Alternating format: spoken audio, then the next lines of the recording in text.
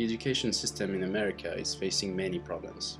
Huge disparities exist between schools, and many students are losing touch with traditional modes of education. To address this issue, many governmental programs have been implemented. Unfortunately, despite having laudable goals, they have met with very few success. More and more students are falling behind in schools and are not willing to engage with the material.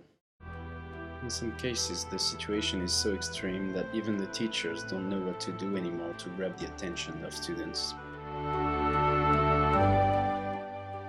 What if we could find a way to use the best technological resources available in order to grab the attention of students and awaken in them an eagerness for learning?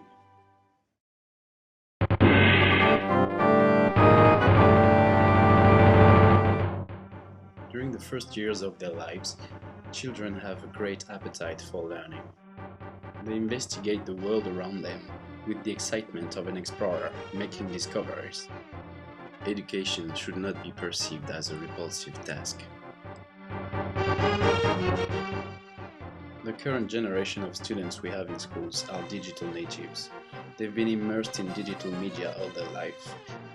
They've spent hours playing video games and interacting on social media. The resultant changes can even be seen at a neurological level. Their brain structure has evolved accordingly. The teachers should be aware of that fact and adapt their curricula. Video games are often seen as a form of pure entertainment and a waste of time, but this is far from the truth. Yes, video games are fun, but their immersive properties and the way they engage the cognitive capabilities of the players can be a great tool for education.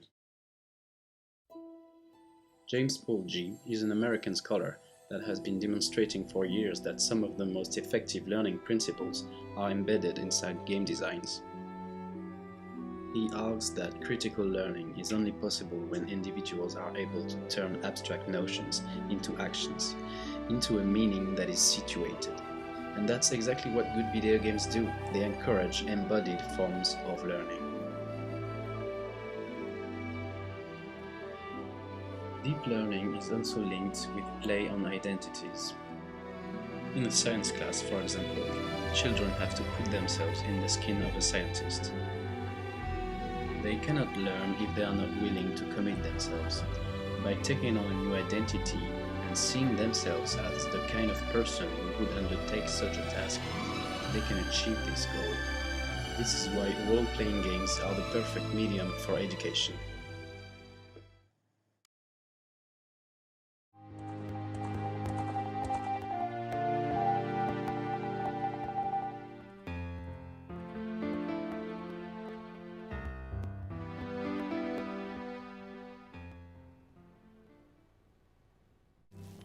Role-playing games, or RPGs, thanks to elements such as non-linearity, evolution of character, and the fact that the player can pretty much interact with almost everything, are considered to be the most immersive kind of games.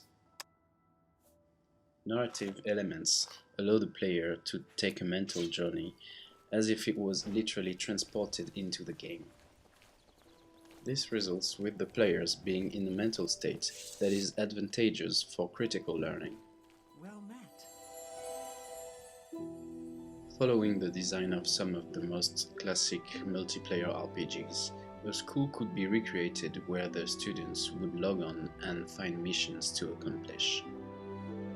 It is important to recreate spaces found in traditional settings. The student would go in a specific part of the town where lives the apothecary, which would represent a mentor giving missions related to biology lessons, or find the mage quarters where a powerful magician would send him on an epic quest involving reading or English materials. Any settings can be recreated depending on the narrative of the game. For an history lesson, for example, teachers could decide to take the students in a virtual recreation of Florence of the 16th century. Players could take part in historical events or just decide to go visit some famous monuments.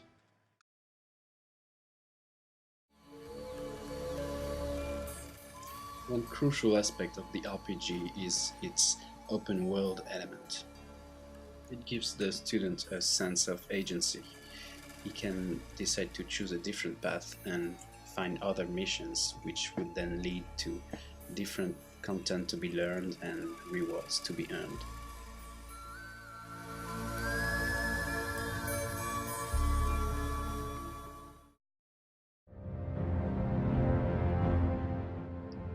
The second design proposed is a transmedia alternate reality game. In this design, the teacher acts as if he was the game master, just like in old RPGs such as Dungeons & Dragons. Dungeons & Dragons, unlike World of Warcraft, is not a video game. Players sit around a table with papers and pencils. The game master controls all the elements of the game. Using this design, the teacher can transform his course by integrating lessons into a narrative experience. Following the narrative, students try to solve puzzles and enigmas by seeking information on the different media and completing exercises. Transmedia elements are important for the sense of immersion. One of the best tools to achieve this goal would be tactile tablets. The tablets allow the students to physically interact with the material, and this is great for situated meaning. It is a great idea to have RPG elements inside the ARG. Lee Sheldon is a teacher that has actually tried to design one of his courses following the design of a multiplayer RPG. In his class, all students start at level 1, which corresponds to an F. They then earn experience points as they complete different missions and quests. Knowing exactly how many points they need and the way to obtain them leads the students to higher achievements.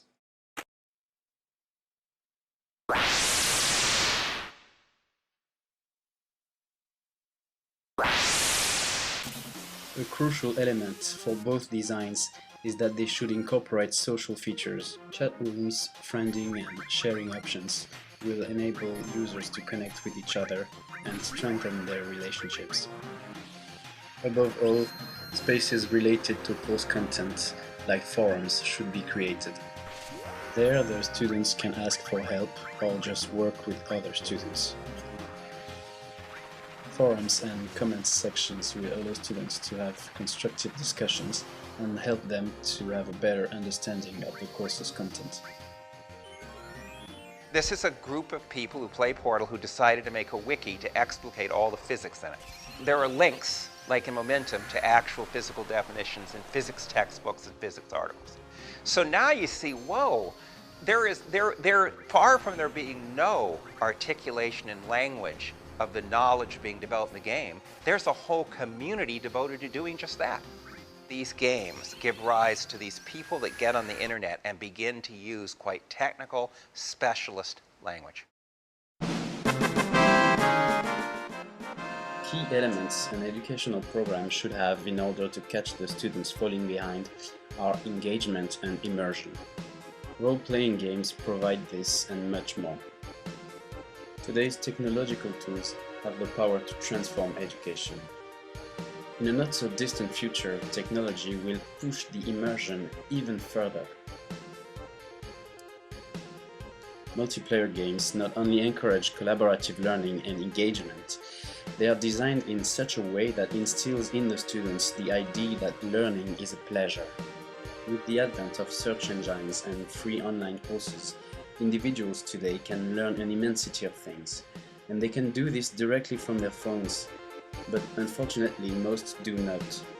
If we could awaken in students a desire to learn on their own, we could have an entire generation of Renaissance men.